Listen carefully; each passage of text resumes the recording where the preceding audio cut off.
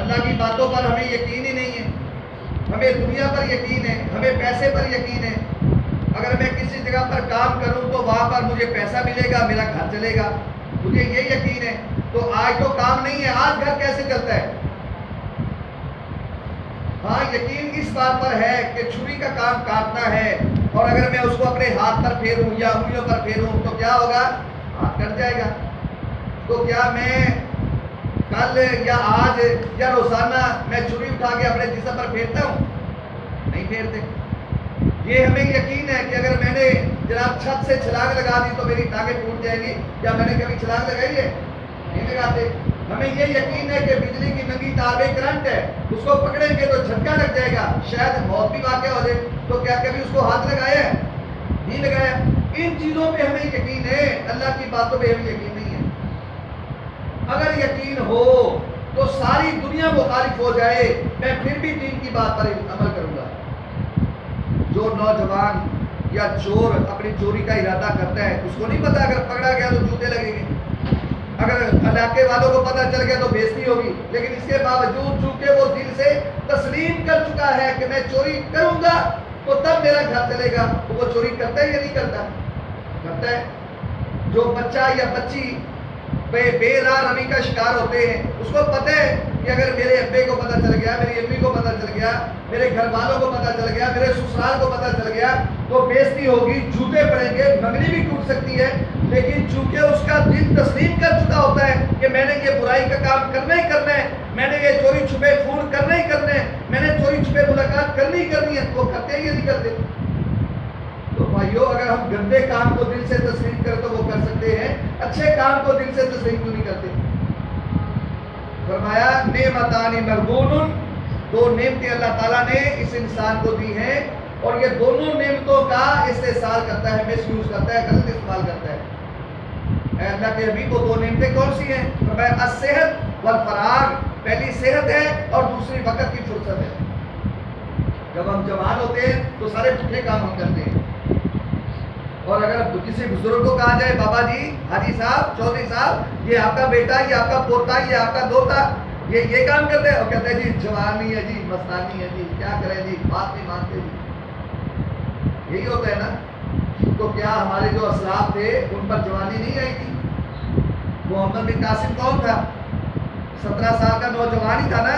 ہمارا 17 سال کا نوجوان کیا کرتا ہے اور محمد بن قاسم نے کیا کیا ہے؟ ہمارا جناب علی 18 سال کا نوجوان کرتے ہیں، کیا کرتے ہیں؟ اور حضرت عمر رضی اللہ تعالیٰ عنہ جب جوانی کے ایام میں تھے تو کیا کرتے تھے؟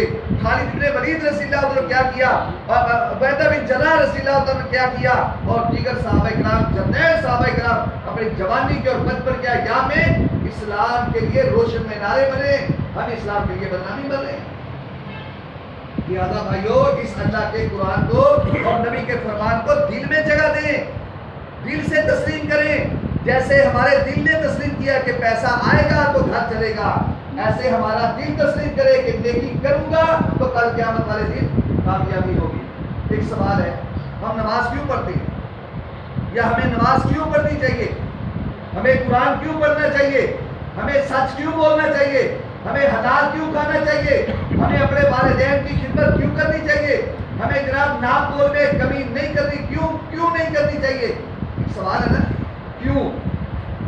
اس کا جواب ہے اس لیے کہ اللہ راضی ہو جائے۔ اس کا جواب کیا ہے؟ نماز کیوں پڑھنی چاہیے؟ تاکہ اللہ راضی ہو جائے۔ سچ کیوں بولنا چاہیے؟ تاکہ اللہ راضی ہو جائے۔ صدقہ کیوں کرنا چاہیے؟ تاکہ اللہ راضی ہو جائے۔ جب اللہ راضی ہو جائے گا تو پھر دوسرے کسی کی محنت کرنے کی ضرورت ہے؟ جب اللہ راضی ہو گیا تو سب کام بن گئے، جب اللہ ناراض ہو گیا تو سب بنے ہوئے بگڑ گئے۔ جب اللہ ناراض ہوتا ہے تو دوستی بڑی زبردست ہوتی ہے، لیکن اچانک دوسرا دوست پچھلے نکال کر پھیر مار دیتا ہے۔ جب اللہ ناراض ہو جاتا ہے تو بندہ بڑا عالم ہوتا ہے، فاضل ہوتا ہے، لیکن جب اللہ ناراض ہو جاتا ہے تو والدہ بددعا کرتی ہے، جوتے اس کو پڑتے ہیں۔ جب اللہ ناراض ہوتا ہے تو بھری ہوئی دکان چھوڑ کے بندہ گھر میں جاتا ہے، صبح ہوتا ہے تو یا آگ لگی ہوئی ہوتی ہے یا چور ڈاکو آ کے لوٹ کے لے جاتے ہیں۔ ایسے ہوتا ہے یا نہیں ہوتا ہے؟ روزانہ بندہ بڑا تھیلا پیسوں والا بینک میں صحیح سلامت لے کے جاتا ہے، لیکن جب اللہ ناراض ہو جاتا ہے تو وہ تھیلا کوئی اور لے کے بھاگ جاتا ہے۔ اگر صحیح سلامت آ جائے تو یہ بھی بڑی بات ہے۔ لہذا بھائیو فائزہ فرق تفنصب، ہمیں چاہیے کہ ہم اپنے ٹائم نکالیں اپنی مصروفیت سے، اور وائدہ ربی کا فرق اپنے رب کی طرف رجوع کریں۔ کون بھائی ہے جس نے آج تک، یہ تقریباً 3 ہفتے ہو گئے نہیں لاک ڈاؤن کو، جس نے آج تک 4 نفل رو کر پڑے؟ دیکھ لو کہ جس کی آنکھوں سے آنسو بہے ہو کہ یا اللہ میرا گھر، میرا کاروبار، میری دکان، میرے بچے، میرا والدین سب پریشان، پوری دنیا پریشان، حتیٰ کہ بیت اللہ کا طواف تک روک دیا گیا۔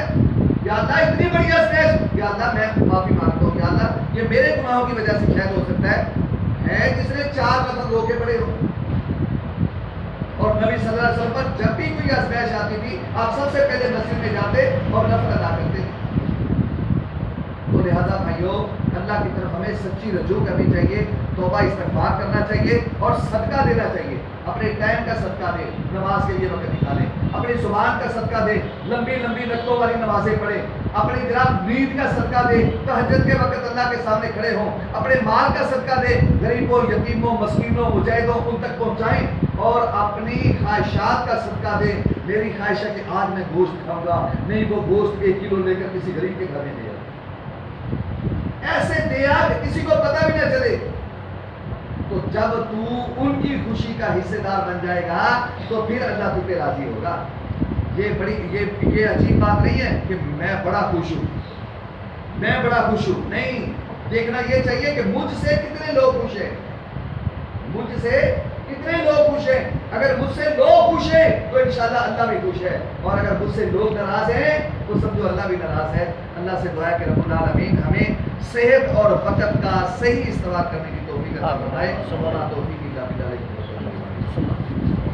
الحمدللہ رب العالمین الرحمن الرحیم مالک یوم الدین والعاقبۃ للمتقین اللهم صل علی محمد وعلی آل محمد كما تحب وترضى حسبنا الله ونعم الوكيل نعم المولى ونعم النصير بسم الله الذي لا يضر مع اسمه شيء في الارض ولا في السماء وهو السميع العليم حسبنا الله ونعم الوكيل نعم المولى ونعم النصير ربنا فاغفر لنا ذنوبنا واسرافنا في امرنا وثبت اقدامنا وانصرنا على القوم الكافرين اللهم انك تحب العفو فاعف عنا يا حي يا قيوم برحمتك نستغيث حسبنا الله ونعم الوكيل نعم المولى ونعم النصير ربنا ظلمنا انفسنا وان لم تغفر لنا وترحمنا لنكونن من الخاسرين ربنا آتنا في الدنيا حسنة وفي الآخرة حسنة وقنا عذاب النار اللهم انجِ اخواننا المأسورين في كشمير وفي فلسطين وفي كل مكان اللهم احفظ المجاهدين في كل مكان اللهم احفظ باكستان اللهم احفظ بلاد المسلمين اللهم احفظ الحرمين الشريفين يا حي يا قيوم برحمتك نستغيث اللهم انت قوي ونحن ضعفاء اللهم انا نشكو سوء قوتنا وقلة حيلتنا وهواننا على الناس يا حي يا قيوم برحمتك نستغيث ربنا تقبل منا انك انت السميع العليم وتب علينا انك انت التواب الرحيم صلى الله تعالى على خير خلق محمد وآله وصحبه اجمعين برحمتك يا ارحم